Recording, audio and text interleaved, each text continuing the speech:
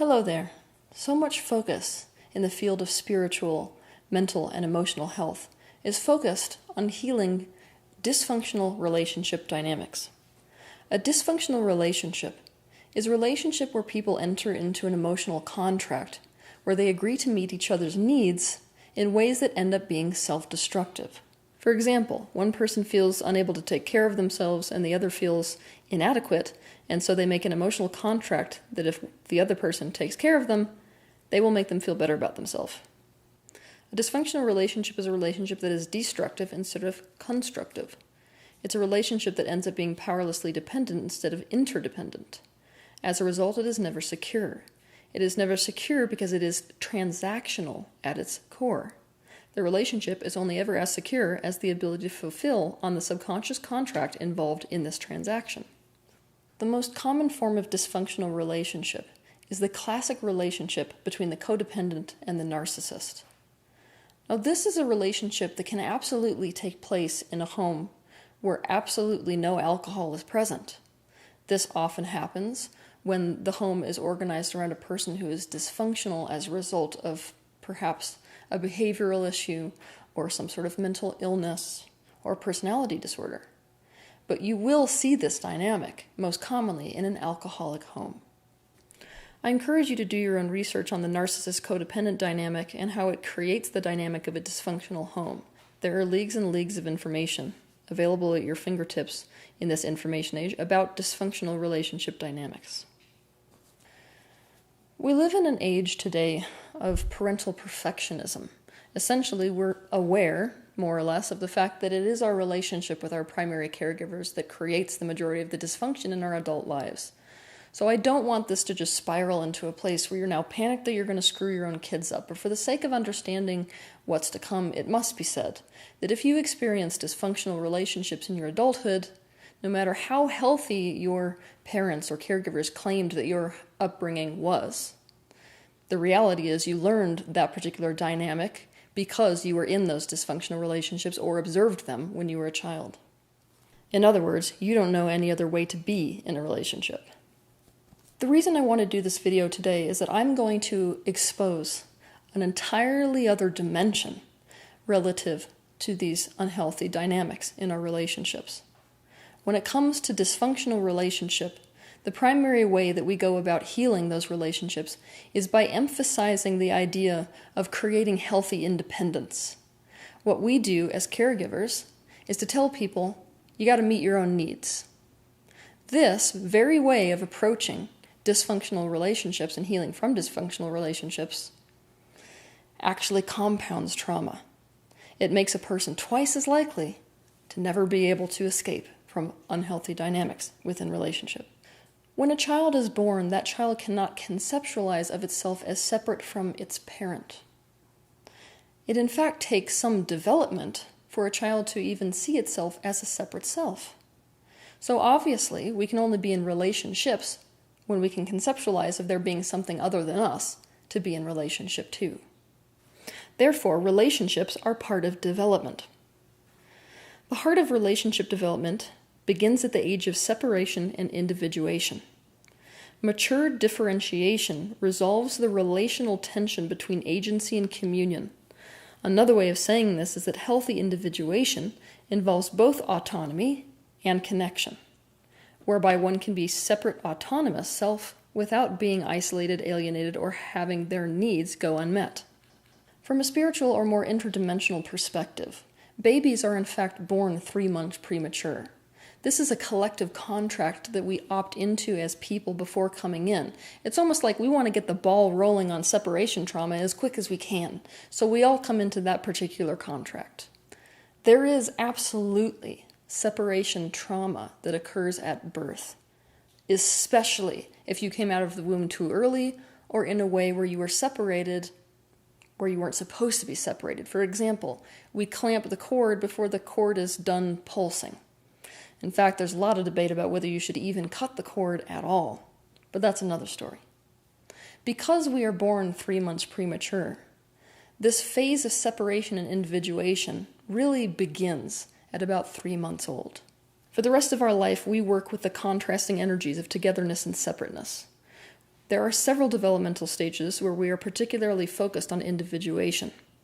In my opinion, if I were to generalize it, the most fundamental happens from 3 months to 3 years old. We are familiar with this phase because we usually say that a kid has the terrible twos, meaning that they are defiant because at this age they are establishing a sense of what they want as separate from the adults in their life. The second happens when we enter teenhood and develop independence from the adults in our life within the context of our home. The third, when we enter young adulthood and develop independence in the world when we leave the home. When we begin this life, we cannot meet our own needs. Our needs are in fact met by other people. And it's the sensation we get as a result of seeing our needs being met by other people that then gets us curious about meeting our own needs. What you will see is that a child will naturally progress in the direction of meeting their own needs. I should say any being progresses naturally in the direction of meeting their own needs in accordance with expansion. It is a progression from powerlessness to empowerment. And this is where developmental trauma comes in. Developmental trauma is trauma that affects a person's ability to progress, develop, or mature in an area that you would normally see progression. For example, you can easily understand developmental trauma through the example of a kid who, say, isn't exposed to adults because they were abandoned too early. And because of that, they were never around people speaking. What you will see essentially is that this particular child will lack the ability to speak in their adulthood because they were never exposed to language. You can think of a person as a garden. Each aspect of our lives are like seeds that then grow into a tree.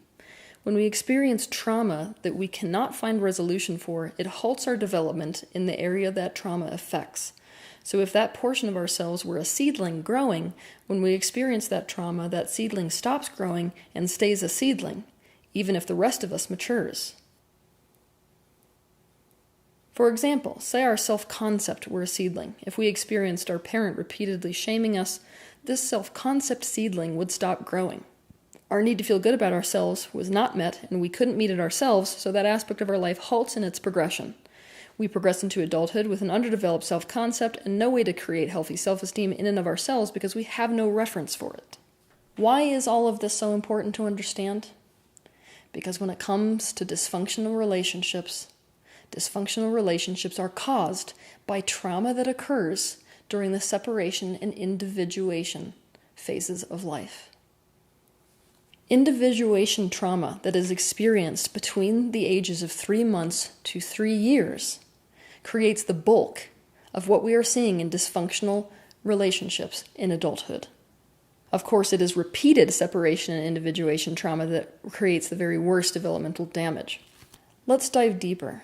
The very earliest form of separation and individuation occurs when a young child, potentially even a baby, can conceptualize of the fact that mom or the caregiver is separate from itself.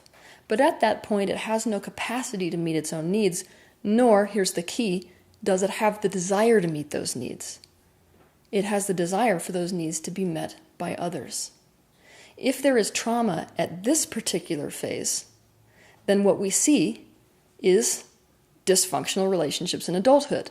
Essentially, dynamics where the adult can't meet its own needs, or feels like it can't, and then tries to find somebody else to meet those needs, because in fact, there is no desire for the self to meet those needs. It is trauma experienced in this phase that creates the biggest problems in adult relationship and causes things like personality disorders, attachment disorders, and codependency. When we experience a trauma at this phase and thus experience a developmental delay, like a very small child, we experience ourselves as being unable to meet our needs even as an adult. But what's more than that, we do not even feel the desire to meet our own needs. We feel the desire still for someone else to meet those needs. This is why we enter into a dysfunctional relationship in the first place with someone who has likewise trauma. In fact, we find the whole idea of meeting our own needs traumatizing, because it is a mirror of the original trauma that we had. We couldn't progress forward because no one met those needs for us. That is the unmet need. That's why that aspect of ourselves never developed to the point where we could meet our needs. Essentially, it is traumatizing because it's a mirror of the wound we received growing up when we were expected to separate before we were ready, or experienced a consequence as a result of trying to individuate with an adult that found our individuality threatening. Here is an example of how this can go. Mary is 2, and she is just now learning how to say the word no.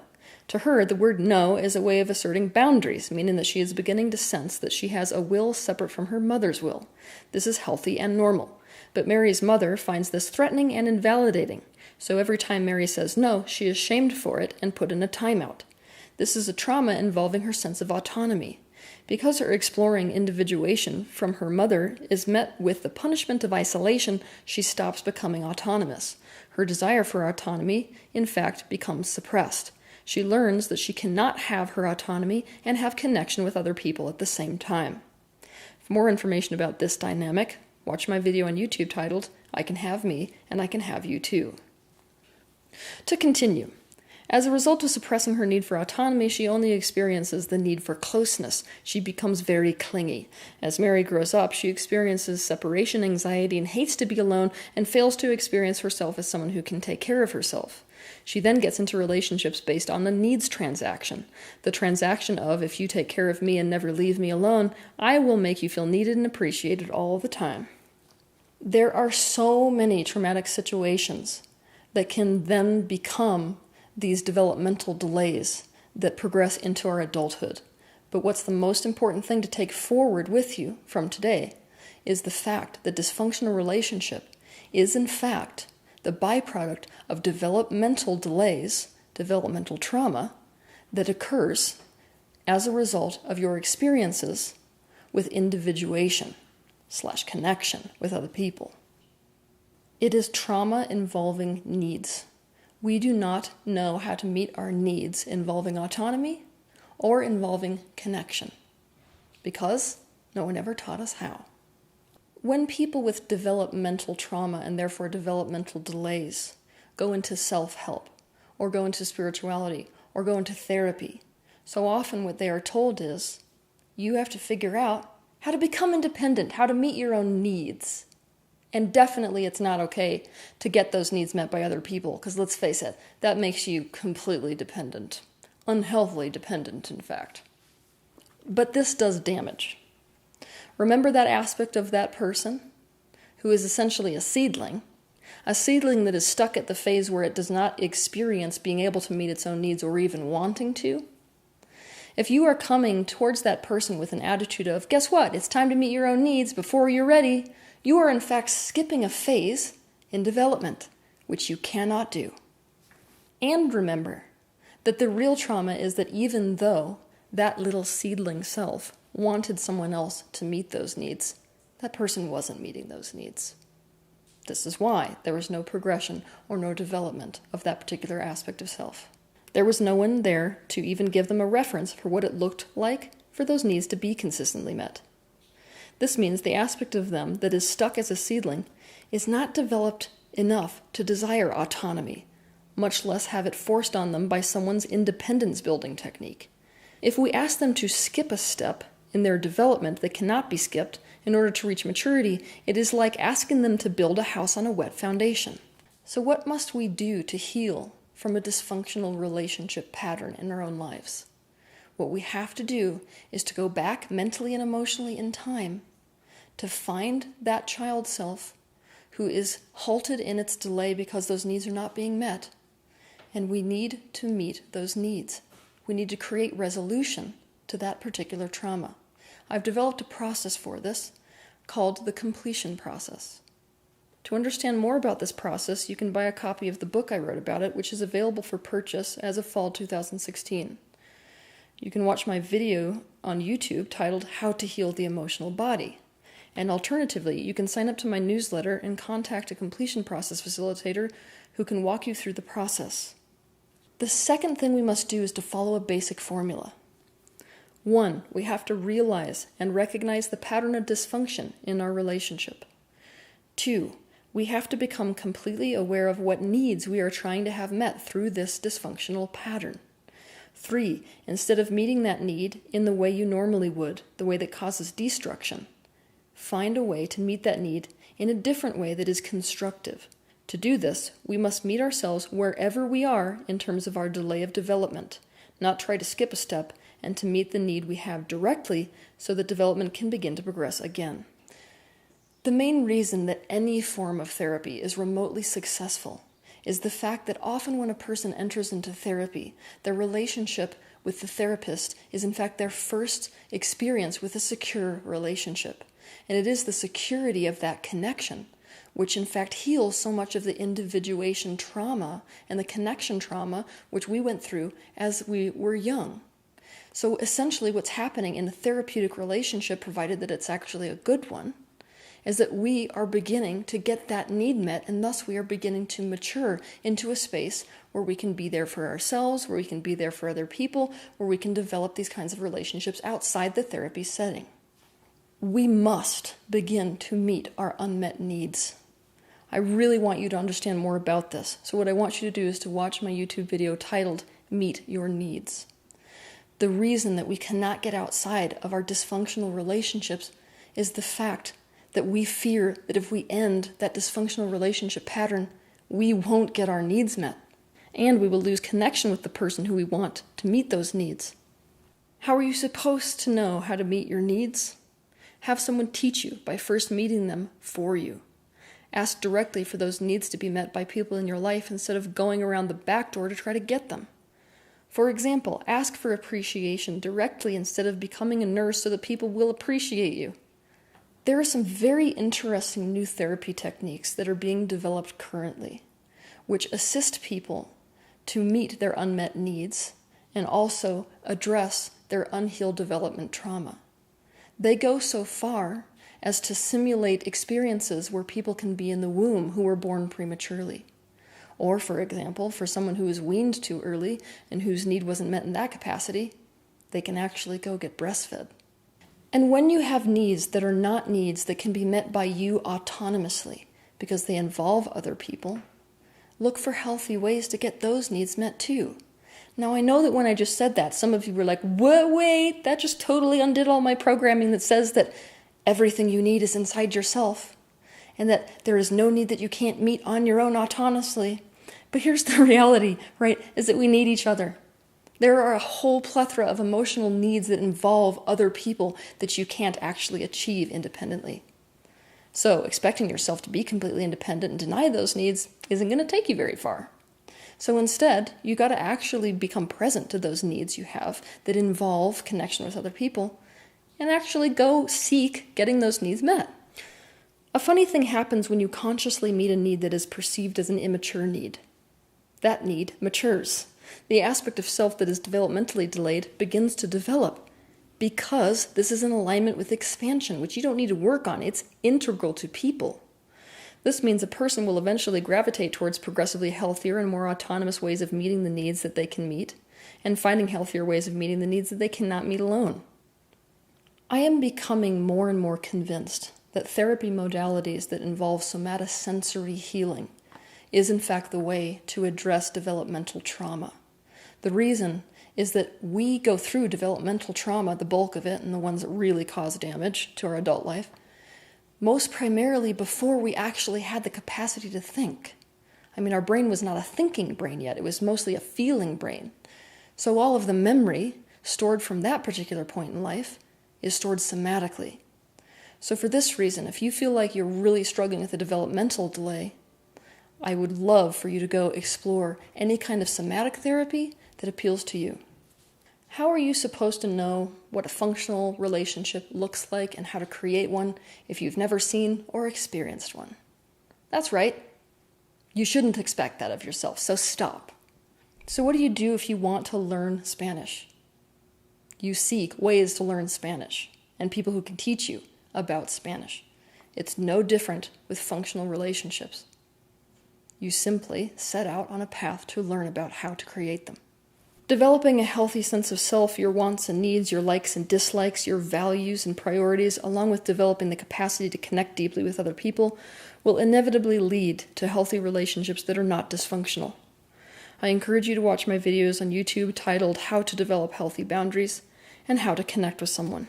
The time has come for us to recognize and begin to heal developmental trauma in ways that actually work.